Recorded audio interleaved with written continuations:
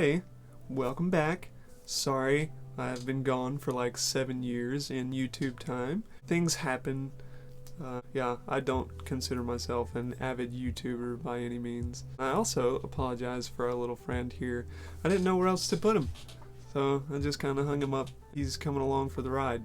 So, I believe last I left off, I told you I was looking for a new doctor, or I either got my new doctor and I hadn't had my levels tested yet, and the last that I told you my levels were, the E2 was at like 2400 and the E1 was at like 400, which now I have the new doctor and we have altered the regime from what it was to what it is now, and I'll go into that in just a moment.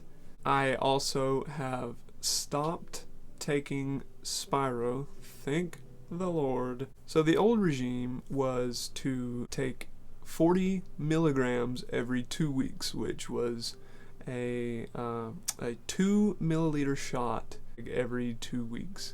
And when I got those labs back that showed my E2 was 2400, I was like, okay, something's got to happen. And she wanted to keep that regime and come back in 3 months or 6 months. I can't remember. She wanted to wait a really long time without altering the regime, and I'm just like, that doesn't make sense to me. The levels are extremely high. You don't want to change the regime. Obviously, nothing is going to change because the time frame that we had taken the labs was a week after the injection. I think it was 7 days exactly, so it shouldn't have been 2400. I mean, still, regardless, I personally altered my regime based off of some research that I had done, and when I got to my new doctor, who is unbelievably nice, she is so involved. So 2 months ago I had my levels tested again, and they were still high, not as outrageously high as they were whenever this whole thing started. The E2 was at 1200 or like 1250 or so, and I forget what the E1 was, but I'm pretty sure it was still over 250 or 300, somewhere in that range, which is still kind of high. So and this is the thing that, like I'm saying, like, my doctor saw the labs, the new doctor, she saw those labs, she was like, okay, that's high, let's alter the regime to fix it, and she did. We have changed the regime. It's been 2 months since I have started that particular regime, and at the beginning of August I'm going back to get my labs done again, and we will see where I stand. And also, I have quit Spiro. I don't have to take Spiro anymore. Beforehand, I was taking 150 milligrams. I asked my previous doctor if we could lower that, which we did. She recommended 100, and I took 100 for a while, and the side effects were still kind of wild. So I started taking 50 a day. At that point, that's when I was probably doing that for a couple of months, and then I met the new doctor, and after the labs came back of my T being exactly the same number as it was when I was taking 150 milligrams of Spiro while I was taking 50 milligrams of Spiro. So like, it didn't change. I was on 150 milligrams of Spiro, my T was 17, and the 50 milligram a day lab came back as 17. So we just stopped. And you know, one thing I was going to ask my new doctor is, would it benefit me at all if eventually my like whenever we get my labs tested again, if the E2 still comes back really high, would it benefit me at all to try a different intake method? Like, wonder if intramuscular is too potent for some people. Like, I don't know of anyone around here getting patches, but that might be something I could try, because I was on the max dose orally, and I don't really want to stay I don't want to stay on oral because the way I would do it is to take one in the morning, one in the middle of the day, and one before bed. Oh, it just reminds me. I also take a 2 milligrams of estrogen orally before bed every night as well. Yeah, I just wonder if maybe intramuscular is too potent for me and might be worth trying a different intake method. I don't know if that's true. I don't know what else she would have available. But yeah, other than the levels still being crazy, work has been beating me to death. We've had overtime every month, every other week, and working 12-hour shifts. You could imagine how much time I don't have. Like when I get home from work, I have 2 hours to take care of everything around the house and get ready for bed and get ready for work the next day. There's just 2 hours goes by so fast when you're doing stuff. It sucks. It leaves no time for anything. But big news. This is going to excite somebody out there, and somebody's going to be just as stoked as I am. That's impossible. You can't be.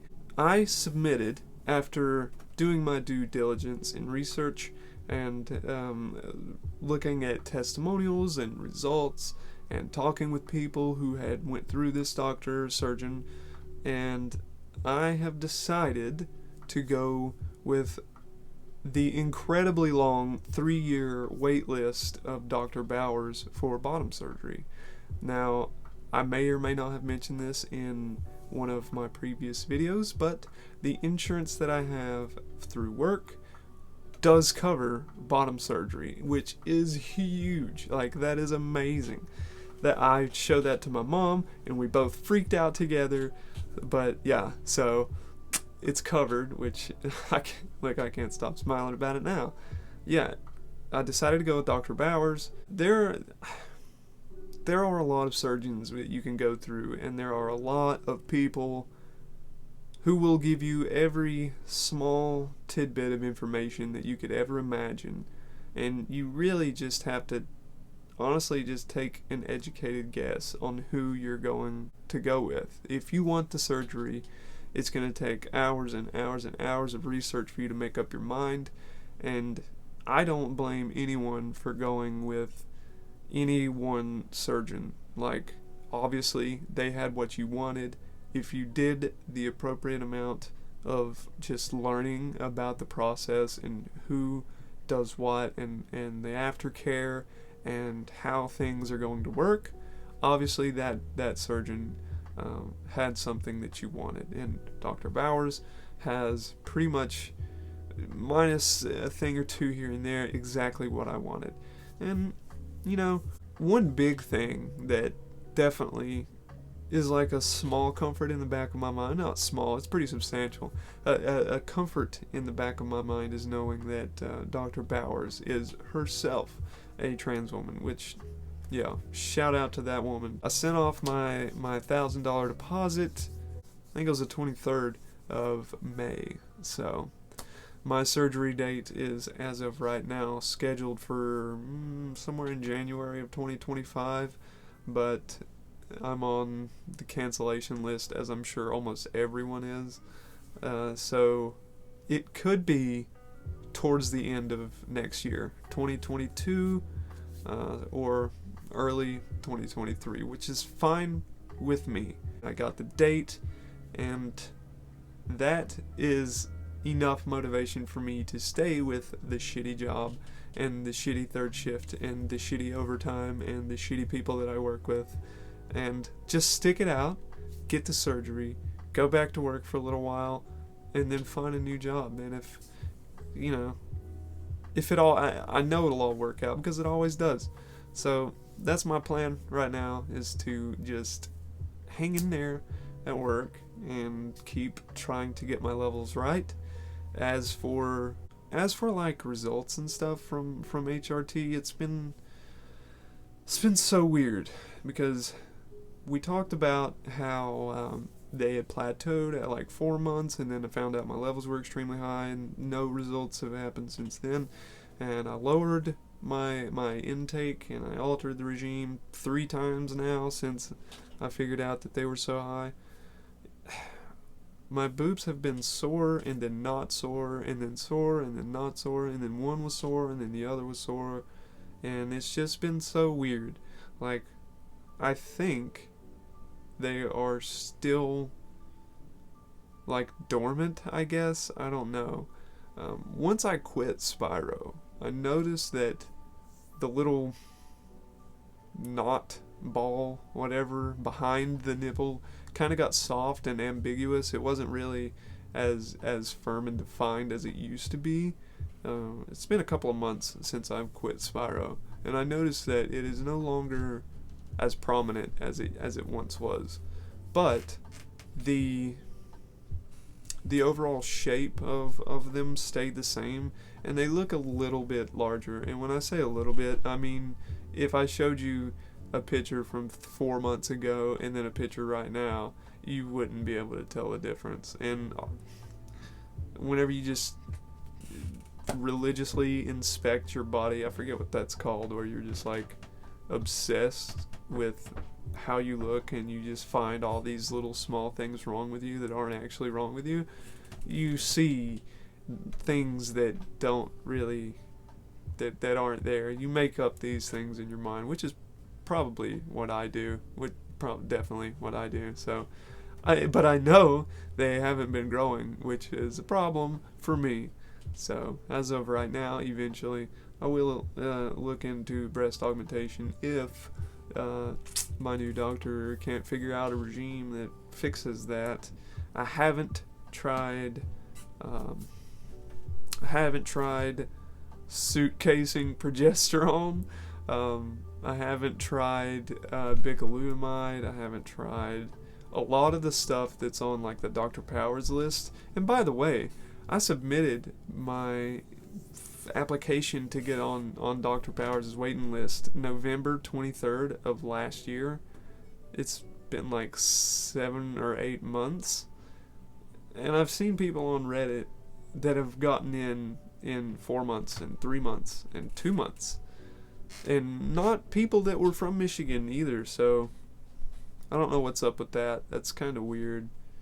It seems kind of shady to me, honestly. Like, I put in my application, he says all the time, like, when we get to your name, we'll call you.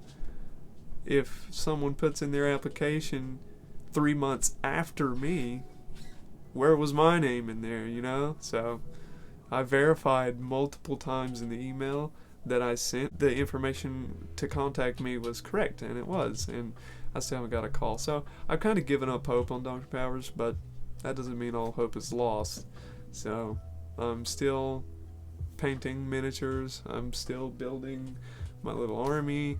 I've got Safe Sounds playing from Scotty J. He makes videos about WoW TBC, and I've just been working.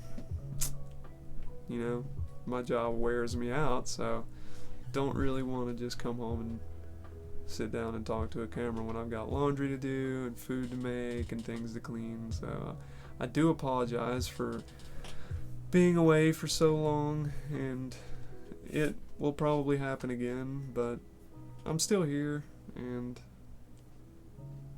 I appreciate you guys sticking around.